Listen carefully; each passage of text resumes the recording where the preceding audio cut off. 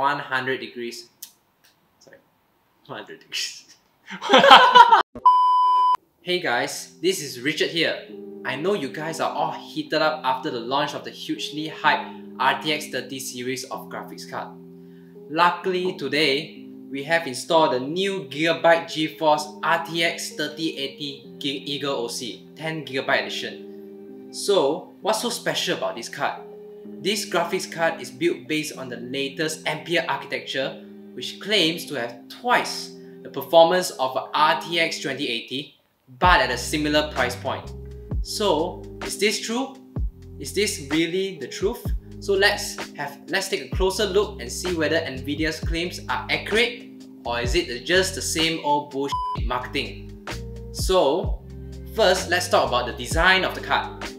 First up, this card has a boxy two-tone design. The shroud of the card, as you can see, right, is made of plastic, and the two-tone design you can see comes from the glossy part of the card and also this part which is more matte, and the rest of the card which is more matte. So you can get to see that there's the blue eagle logo right at the front of the card, making this the eagle version of the graphics card by Gigabyte. So when you look at the top of the card, you get to see that there's the GeForce RTX logo and also the Gigabyte logo. And at the on the back plate, which is metal back plate, you get to see there's another 3 more logos on the back plate. So the back plate, as I said, is made of metal, and this metal will help to strengthen the rigidity of the card and also help to cool some of the surface mounted components of the card. So meaning the metal backplate will help to reduce your temperatures as well.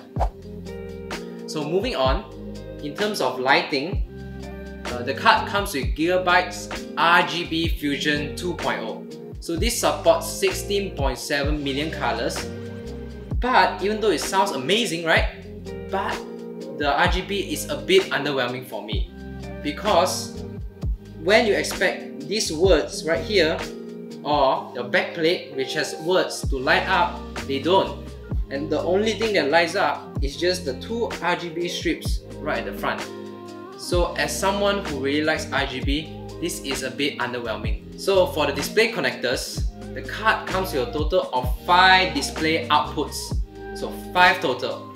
So 3 is the regular display port 1.4a, while 2 is the new HDMI 2.1. So this is actually amazing. For those who don't know, HDMI 2.1 supports resolutions up to 8K 60fps or 4K 120fps. So can you imagine that? Now we can finally enjoy 120fps gaming on a gaming TV. The only issue is that now not only you have to buy a graphics card, you also have to buy a 4K TV. So for the next thing, we will talk about the cooling system of this graphics card. So for the cooling system, you can see that there's a heatsink that is the length is 2.5 slots long. So for the cooling system, Gigabyte went with a triple fan design, as you can see right here. So these fans actually spin in an alternating way, whereby this fan spins up, this fan spins down. So this pattern of spinning will reduce the turbulence of airflow, while this will also increase the static pressure. So the fans will also stop spinning when the card is under low loads. Right? This will help minimize fan noise, which we all hate, and will improve the longevity of the fans. So for the heatsink, there's also a pure copper plate, right? A pure copper plate having direct contact with the GPU die, the memory chips, and also the power delivery components. So all this heat is then carried away by the 7 large copper heat pipes. So you can see that these copper heat pipes will then carry all the heat to the heatsink. And this heatsink design is an extended heatsink design, right? It's a new extended heatsink design which Gigabyte calls screen cooling. Right, this allows the air from the fan to go directly through the card without any obstructions. So this will further improve your temperatures and heat dissipation of your card. So for the test benches, we went all in with the best of what Team Blue has to offer with the Core i9 10900K, while using 32 gigs of DDR4 3600MHz RAM. And we also added in the Corsair MP600 PCIe 4.0 SSD as our boot drive. So why do we need this boot drive? So with this SSD installed, it allows us to see how it will perform with the latest games which support RTX I/O. So RTX I/O is a GPU accelerated storage technology which Nvidia claims that can accelerate load times and deliver larger open world games, all while reducing your CPU load. But of course, this technology is not out yet and none of the games currently support it. So that is for another video. So remember to subscribe so you don't miss it. But so far, we only compare with the RTX 2080 Super with the benchmarks. Later we will show, as we only have those data sets.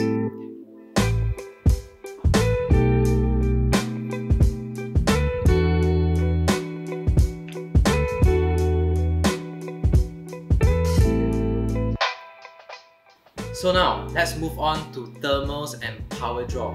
So how much heat does this card produce?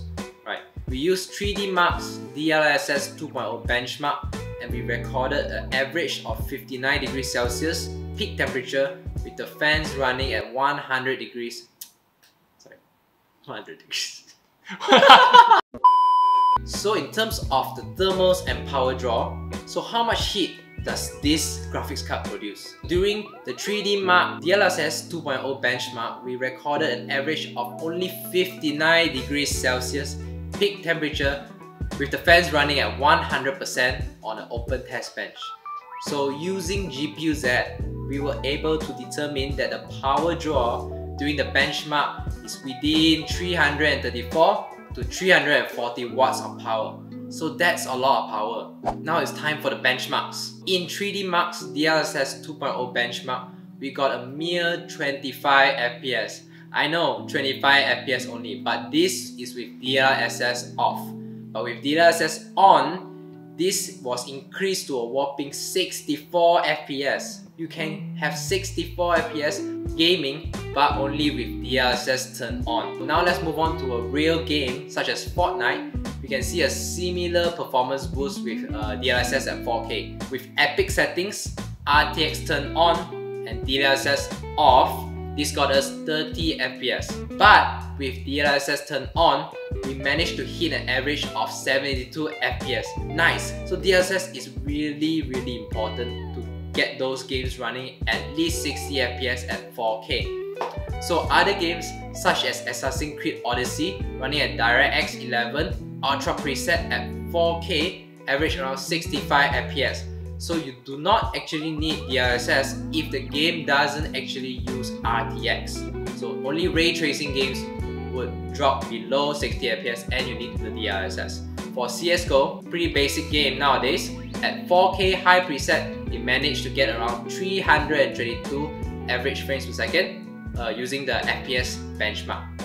Okay, conclusion time. At a price point similar to the previous generation RTX 2080 Super, the 3080 we can say is quite a good buy if you're targeting mainly 4K gaming. But as you have seen just now from our test results, you have to enable DLSS 2.0 if you want to run RTX together at 4K. Actually, DLSS is really the decision maker and is really providing a significant FPS boost. We hope that next time games can support DLSS more often. So currently, talking about pricing, this card retails at 3,789 ringgit. So if you want it now, head over to one of our Ideal Tech branches or contact us via our social media platforms to make a purchase today. And as always, Ideal Tech, your ideal choice.